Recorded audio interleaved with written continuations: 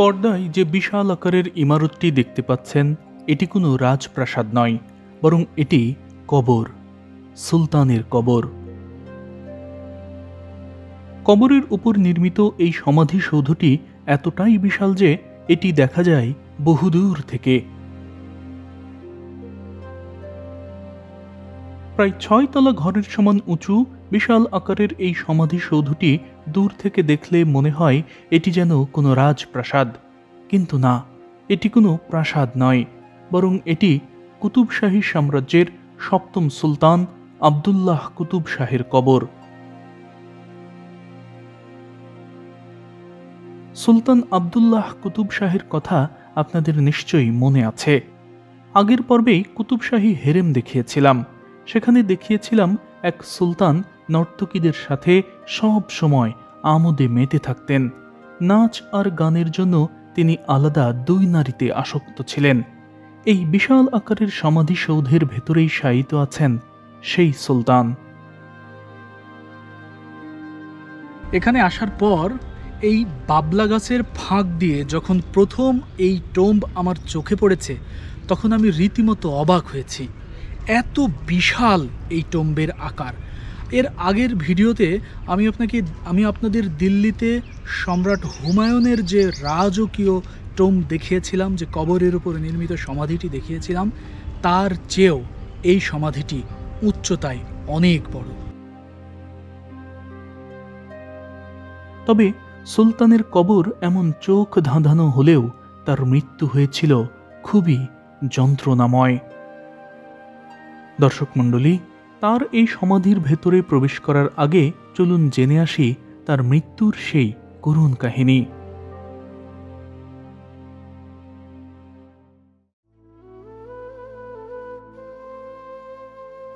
সময়টা 1614। কুতুব শাহী সিংহাসনে তখন সুলতান মুহাম্মদ কুতুব শাহ। ওই বছরের এক মাঝ পূর্ণিমায় সুলতান মোহাম্মদ আর মহিষী হায়াত বখশী বেগমের কোল আলো করে জন্ম হয় এক শিশুর। পিতা মোহাম্মদ শিশুটির নাম রাখেন আবদুল্লাহ। আবদুল্লাহর জন্ম এমন এক সময়ে হয় যখন তার পিতা মোহাম্মদ কুতুব শাহ মুঘল সম্রাট জাহাঙ্গীরের সাথে একটি শান্তি চুক্তি করতে সমর্থ হয়েছিলেন। আর এই চুক্তির মধ্য দিয়েই মুঘল শাহী পরিবারের সাথে কুতুব শাহী পরিবারের মধ্যে একটি সৌহার্দ্যপূর্ণ ও বন্ধুত্বসুলভ সম্পর্ক স্থাপন হয়। সাম্রাজ্যের এমন সফলতার কারণে শিশু আবদুল্লাহর জন্ম হওয়াকে অনেকেই তখন সৌভাগ্যের নিশানা হিসেবে উল্লেখ করেন। হেরেমেই বড় হতে থাকে শিশু আবদুল্লাহ। সেখানে সমান তালে চলতে থাকে তার শিক্ষা, দীক্ষা আর প্রশিক্ষণ। এভাবেই কেটে যায় 14 বছর। 1626 হঠাৎই মারা যান সুলতান মোহাম্মদ কুতুব শাহ। পিতার এমন অসময়ে চলে যাওয়ার কারণে মাত্র 14 বছর বয়সেই ক্ষমতার ভার এসে পড়ে আবদুল্লাহর কচি কাঁধে। সুলতান আবদুল্লাহ এমন এক সময়ে সিংহাসনে বসেন যখন চারপাশ জুড়ে চলছিল মুঘল সাম্রাজ্যের বিস্তার। কিন্তু নবযৌবনে পা রাখা দীপ্ত সুলতান তার সাম্রাজ্যের চেয়েও অধিক মনোযোগী হয়ে পড়েন নর্তকীদের নাচে। নর্তকী তারামতির নাচ আর প্রেমামতির গান, সঙ্গে সুরাপানে মাতোয়ারা হয়ে থাকতেন সব সময়। কয়েক বছরের মধ্যেই কুতুব শাহী সাম্রাজ্যের অবস্থা খুবই দুর্বল হয়ে পড়ে। 1635 সালে মুঘল সম্রাট শাহজাহান বিজাপুর এবং গোলকুন্ডাকে নিজের করদ রাজ্য হিসেবে ঘোষণা করেন। কিন্তু গোলকুন্ডার এই রাজপ্রাসাদে বসে সেদিন সম্রাট শাহজাহানের বিরুদ্ধে লড়ার সাহস করেননি সুলতান আবদুল্লাহ কুতুব শাহ। উল্টো বাৎসরিক কর দেওয়ার শর্ত মেনে নিয়ে তিনি সম্রাট শাহজাহানের সাথে সন্ধি করেন। ওই সময় সুলতান আবদুল্লাহর দেওয়ান এবং সেনাপ্রধানের দায়িত্বে ছিলেন মুসলিম বীর মীর জুমলা। মীর জুমলা সুলতান আবদুল্লাহর এমন নতজানু আচরণের কারণে তার সাথে বিবাদে জড়িয়ে পড়েন এবং চাকরি ছেড়ে দেন।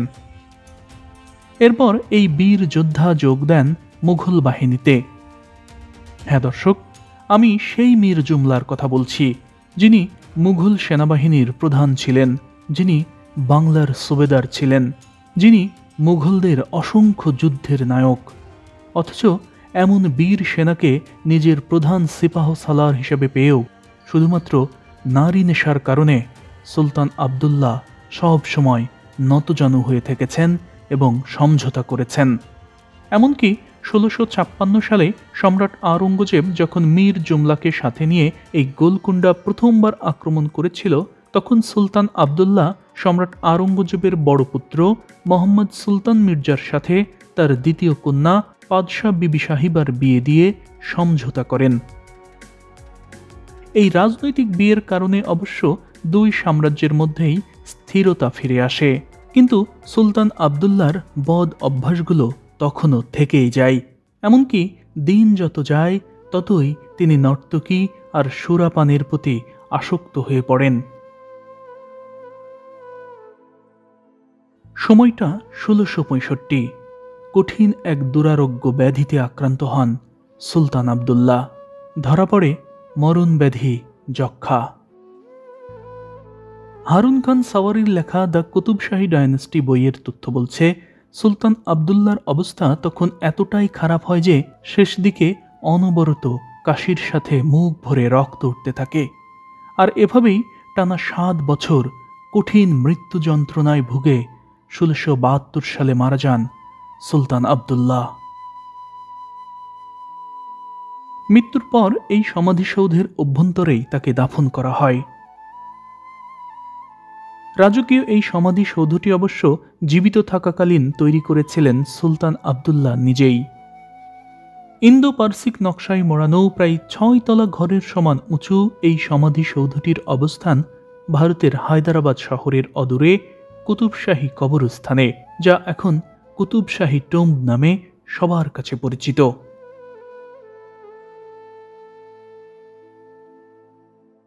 কবরের ওপর নির্মিত এই সুবিশাল ইমারতটি এতটাই সুন্দর যে এখানে এলে আপনার শুধু তাকিয়ে থাকতে ইচ্ছে করবে। চারপাশটা সবুজ চাদরে মোড়ানো, আর মাঝখানে এই অনিন্দ্য সুন্দর স্থাপনা। এ যেন কোনো এক স্বপ্নে দেখা স্বর্গীয় পরিবেশ।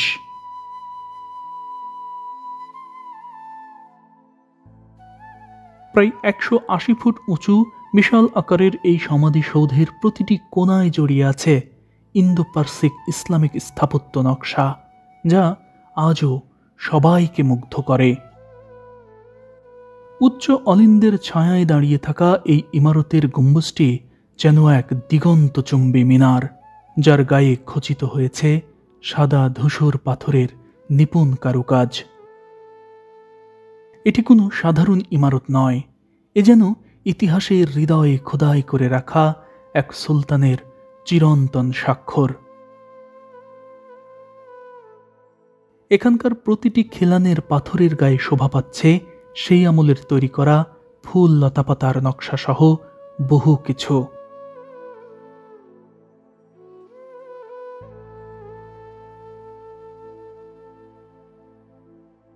পর্দায় এখন যে কবরটি দেখতে পাচ্ছেন, এটাই সপ্তম কুতুবশাহী শাসক সুলতান আবদুল্লাহ কুতুব শাহের কবর।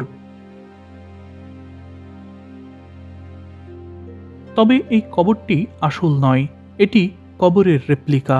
আসল কবর রয়েছে এই রেপ্লিকা বরাবর ঠিক নিচতলায় মাটিতে। হ্যাঁ দর্শক, এই সবুজ কাপড়ের নিচে যে মানুষটি চিরনিদ্রায় শায়িত আছেন, তিনি টানা ৪৬ বছর শাসন করেছেন কুতুবশাহী সাম্রাজ্য। অথচ এই দীর্ঘ সময় রাজত্ব করলেও সাম্রাজ্যের ইতিহাসে তার নাম লেখা আছে এক কলঙ্কজনক অধ্যায়ে, আর সেই কলঙ্কের দাগ নিয়ে তার মৃত্যুও হয়েছিল খুবই যন্ত্রণাময়ভাবে। শুধু তার এই কবরই নয়, এখানে রয়েছে সেই 2 নর্তকীর কবরও, যাদের সাথে তিনি আমোদে মেতে থাকতেন সব সময়।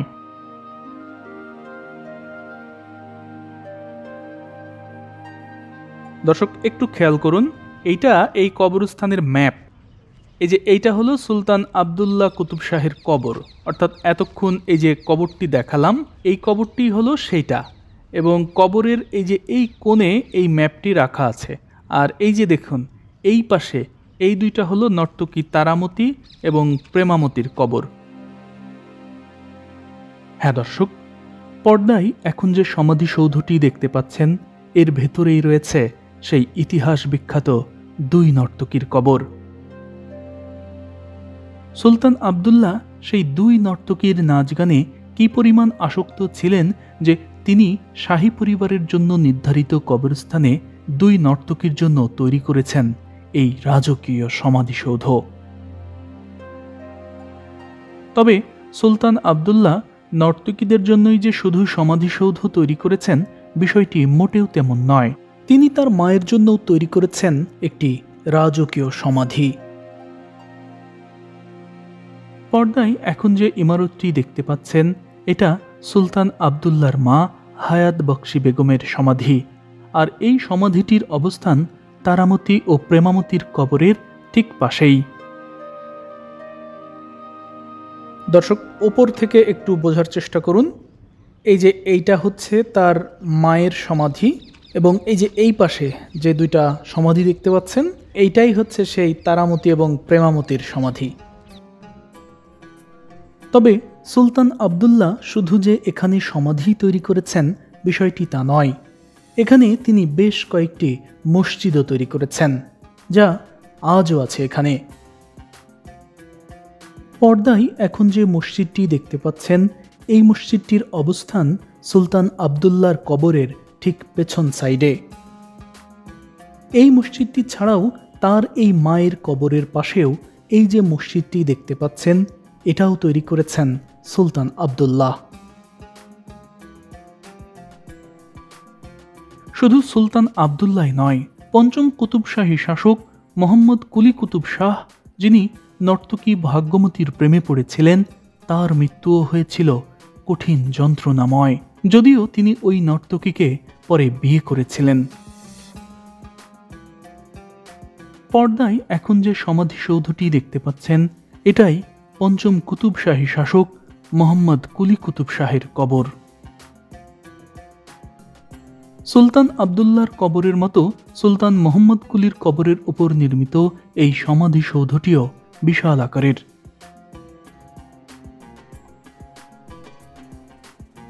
অসাধারণ কুশলতায় ভরা, নান্দনিক নকশায় মোড়ানো এই বাদশাহী সমাধিসৌধটি নিঃসন্দেহে আপনাকে স্মৃতিকাতর করবে। ১৬০২ সালে জীবিত থাকা অবস্থাতেই এই সৌধটি তৈরি করেন সুলতান মোহাম্মদ কুলি কুতুব শাহ। মোহাম্মদ কুলি কুতুব শাহকে বলা হয় হায়দ্রাবাদের প্রতিষ্ঠাতা, অথচ এই প্রতাপশালী শাসকের মৃত্যুও হয়েছিল কঠিন যন্ত্রণাময়। সুলতান মোহাম্মদ কুলি কুতুব শাহ মৃত্যুর আগে হাঁপানি রোগে আক্রান্ত হন। সময় যত গড়িয়েছে রোগ ততই কঠিন থেকে কঠিনতর হয়েছে। শেষ দিকে তার নিঃশ্বাস নিতে এতটাই কষ্ট হতো যে তিনি রীতিমতো ছটফট করতেন এবং দীর্ঘদিন এভাবেই কঠিন এই রোগে ভুগে একদিন মৃত্যুর কোলে ঢলে পড়েন। দর্শক মণ্ডলী, একটু বাতাসের জন্য, একটু অক্সিজেনের জন্য ছটফট করতে করতে দুনিয়া থেকে বিদায় নেওয়া কতটা কষ্টের হতে পারে তা কি আপনি অনুধাবন করতে পারছেন? আমি বলছি না যে নর্তকীর সাথে আমোদে মেতে থাকার কারণেই এই দুই কুতুবশাহী সুলতানের এমন যন্ত্রণাময় কঠিন মৃত্যু হয়েছে। এটা আপেক্ষিক বিষয়। তবে আপনি যখন জানবেন যে এই দুই সুলতান ছাড়া বাকি সবার মৃত্যু হয়েছে স্বাভাবিকভাবে, তখন নিশ্চয়ই আপনার মন এর পেছনে আধ্যাত্মিকতা খুঁজবে। দর্শক মণ্ডলী, সুলতান মোহাম্মদ কুলি কুতুব শাহের কোনো পুত্র সন্তান ছিল না। তিনি নর্তকী ভাগ্যমতীকে বিয়ে করার পরেও তার কোনো পুত্র সন্তান হয়নি। এক পর্যায়ে তিনি তার কন্যা হায়াত বক্সি বেগমকে বিয়ে দেন তার ভাতিজা মোহাম্মদের সাথে। ১৬০৭ সালে এই বিয়ে সম্পন্ন হয়। সুলতান কুলি কুতুব শাহের মৃত্যুর পর তার জামাই এই মোহাম্মদী সাম্রাজ্যের ষষ্ঠ সুলতান হন। আর এই সুলতান মোহাম্মদ কুতুব শাহী ছিলেন সুলতান আবদুল্লাহর পিতা। অর্থাৎ সুলতান কুলি কুতুব শাহ নর্তকীদের সাথে নাচ গান করতেন এবং পরবর্তীতে তার নাতি আবদুল্লাহ শাহ নর্তকীদের সাথে আমোদ করতেন এবং এই দুজনই দুনিয়াতে ভয়ানক মৃত্যু যন্ত্রণা সহ্য করে বিদায় নিয়েছেন। এর বাইরে কুতুবশাহী সাম্রাজ্যের একজন সুলতানও তাদের মতো কয়েক বছর ধরে ভয়ানক মৃত্যু যন্ত্রণা সহ্য করেনি, বরং সবার হয়েছে স্বাভাবিক মৃত্যু। এমনকি সুলতান আবদুল্লাহর পিতা অত্যন্ত পরহেজগার বাদশাহ সুলতান মোহাম্মদ, তার মৃত্যুও হয়েছে অত্যন্ত পবিত্র অবস্থায়। আসরের নামাজ শেষ করে তিনি গোলকুন্ডা দুর্গের এই মসজিদ থেকেই প্রাসাদে ফেরার সময় হঠাৎই শরীর খারাপ হয়ে যায় এবং মুহূর্তেই এই মসজিদ চত্বরের কোনো এক জায়গায় শেষ নিঃশ্বাস ত্যাগ করেন। কোনো রোগ নেই, কোনো দীর্ঘ যন্ত্রণা নেই। নামাজের পর এমন মৃত্যু যে কোনো মুসলমানের জন্যই এক পুরস্কার। দর্শক মণ্ডলী, মনে রাখবেন, আপনি যদি কোনো অন্যায় করেন, কোনো পাপের সাথে জড়িয়ে পড়েন, তাহলে অবশ্যই আপনাকে পড়তে হবে পাপের শিকল। আপনি যত ক্ষমতাবানই হন না কেন, যত বড় প্রধানমন্ত্রী, রাষ্ট্রপতি, সুলতান কিংবা বাদশাহী হন না কেন, মুক্তি মেলেনি, কোনোদিন মুক্তি মিলবেও না। শাস্তি আসবেই, হয়তো কখনো নিঃশব্দে, কখনো বা কঠিন হয়ে, কিন্তু শাস্তি আসবেই। এটাই চিরন্তন।